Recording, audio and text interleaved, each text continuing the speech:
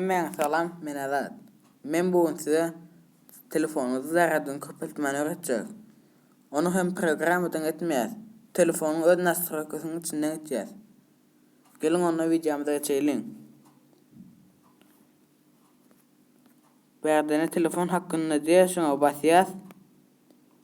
MIUI sürümü diye şuna 5-6'dan basıyaz. Menü bastım. Yine de başka kızın gerçekten diye. Onu berden çıkıyaz. Ek ayarlar diye şuna basıyaz. Aşağı geliyaz. Geliştirici seçenekler diye şuna basıyaz. Onu aşağı geliyaz. Deo modu diye şuna basıyaz. Açdıyaz. Ne görüşümüz değerli. Zərəri 100 oldu. Dostlar kanalıma abone olmayı unutma. Like koyun. Komentara ne yazasınız elinize yazıverin. Hoş sağ olun.